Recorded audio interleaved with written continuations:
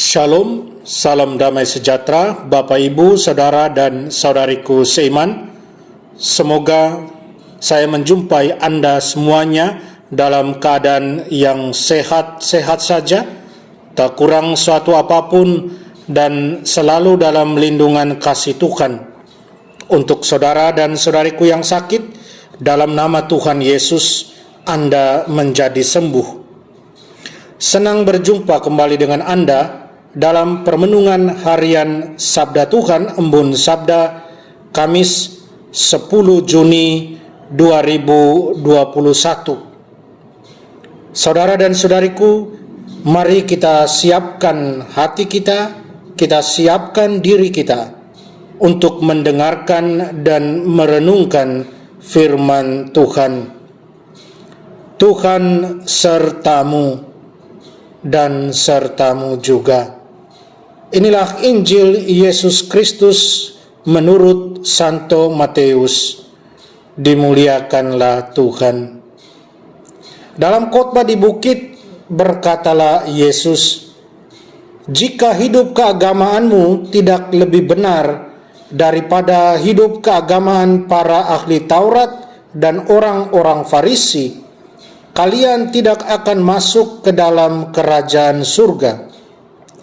Kalian telah mendengar apa yang disabdakan kepada nenek moyang kita. Jangan membunuh. Siapa yang membunuh harus dihukum.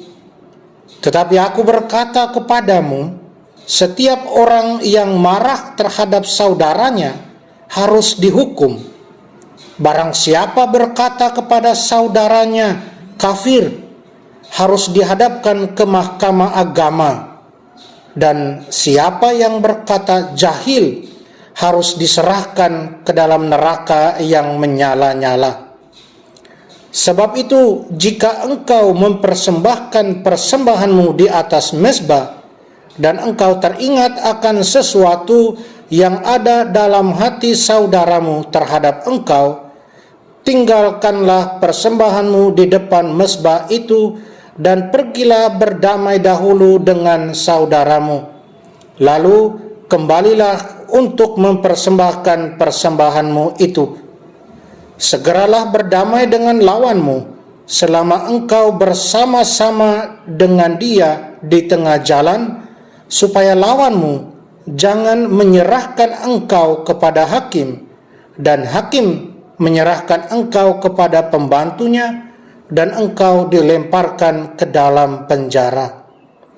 Aku berkata kepadamu, sesungguhnya engkau tidak akan keluar dari sana sebelum engkau membayar utangmu sampai lunas."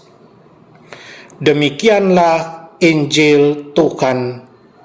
Terpujilah Kristus. Saudara dan saudariku yang terkasih, saya ajak Anda merenungkan, pergilah berdamai dahulu dengan saudaramu, dan kembalilah persembahkanlah persembahanmu. Saudara dan saudariku, Injil hari ini mengejutkan karena Yesus memakai kehidupan keagamaan para ahli Taurat dan orang Farisi sebagai ilustrasi. Bagi Yesus, kehidupan keagamaan mereka, para ahli Taurat dan orang-orang Farisi, tidak sejati. Mereka sama sekali bukan pelaku firman Tuhan. Pertanyaannya, bagaimana mungkin orang-orang yang kesehariannya bergaul dengan firman Tuhan, ternyata di mata Tuhan Yesus mereka bukanlah pewaris kerajaan surga? Mengapa demikian? Karena ketaatan mereka, ahli-ahli Taurat dan orang-orang Farisi, hanyalah bersifat lahiriah. Ketaatan mereka pada firman Tuhan hanyalah bersifat lahiriah. Apa yang mereka lakukan tidak didasarkan atas kasih kepada Allah dan sesama. Oleh karena itu, Yesus dia menasihati para muridnya untuk tidak memiliki hidup keagamaan seperti yang dimiliki para ahli Taurat dan orang-orang Farisi. Yesus ingin para muridnya memberlakukan firman Tuhan dengan sungguh-sungguh, mulai dari dalam hati, bukan hanya sekedar tingkah laku lahiriah. Saudara dan saudariku dalam Tuhan, apakah Yesus mengharapkan kita berbuat lebih daripada orang-orang tersebut, para ahli Taurat dan orang-orang Farisi? Tentu saja Yesus mengharapkan demikian. Hidup keagamaan kita, hidup religius kita bisa lebih baik karena berasal dari Dia sendiri, Sang Guru. Karena kita memiliki kebenaran dalam Dia, kita dapat mematuhi Tuhan, mematuhi firman-Nya dengan kasih.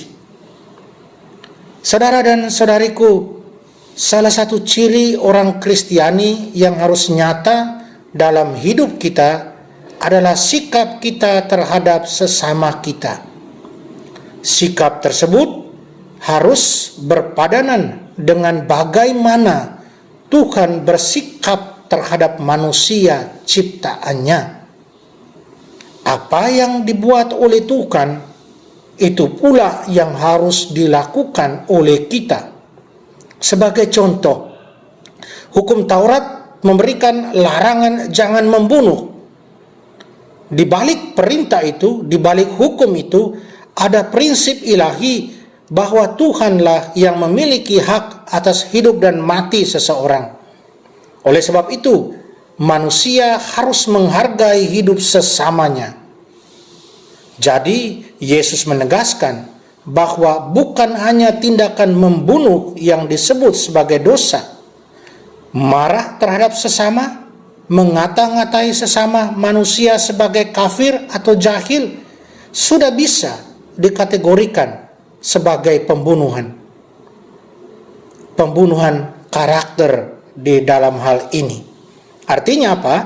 Artinya baik kemarahan maupun pembunuhan merupakan pelanggaran terhadap hukum Taurat, perintah Allah yang keenam. Sikap demikian adalah sikap yang merendahkan sesama manusia yang adalah gambar Allah sendiri. Itu adalah sikap yang tidak manusiawi. Sikap demikian menghina Sang Pencipta. Maka Allah akan menghukum keras orang yang bersikap demikian. Oleh karena Allah membenci sikap demikian, maka saudara dan saudariku, pertobatan mutlak harus terjadi sebelum hidup kembali berkenan kepada Allah. Saudara dan saudariku seiman, jangan kita pernah mengira ibadah diterima oleh Tuhan bila perilaku terhadap sesama salah. Allah akan membela orang yang diperlakukan tidak manusiawi. Jadi, sebelum orang tersebut mengadukannya kepada Allah dan hukuman dijatuhkan, cepat-cepatlah berdamai. Saudara dan saudariku, ingatlah selalu bahwa menumpuk kemarahan dalam hati akan meracuni pikiran dan tindakan kita. Marah itu racun, tidak baik untuk hidup kita. Kemarahan dapat menyebabkan kita kehilangan kendali diri dan berbuat apa saja pada orang lain, berbuat yang jahat bahkan. Kita perlu belajar mengendalikan diri agar dapat meredam kemarahan dan tetap tenang. Itulah kunci atas kemarahan. Ingat pesan Tuhan Yesus. Ingat Tuhan kita yang sudah mengajarkan kita untuk menginterpretasikan hukum secara baik, untuk hidup dalam damai, untuk hidup rendah hati, untuk hidup selalu mentaati apa yang disabdakannya. Semoga. Mari kita berdoa mohon kekuatan dari Tuhan.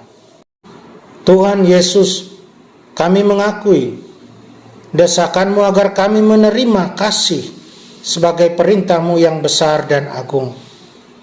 Kami mohon rahmat-Mu, agar kami dapat sungguh menghayatinya dalam hidup kami. Agar kami sungguh melakukan kasih dalam hidup kami. Agar kami hidup dalam damai, saling mengampuni, saling memaafkan. Tolonglah kami, bantulah kami. Amin. Mari kita mohon berkat Tuhan. Tuhan sertamu dan sertamu juga. Kita sekalian, semua orang yang kita sayangi dan cintai, segala usaha dan kerja kita dilindungi, dibimbing, dan diberkati Allah yang Maha Kuasa, Bapa dan Putra dan Roh Kudus. Amin.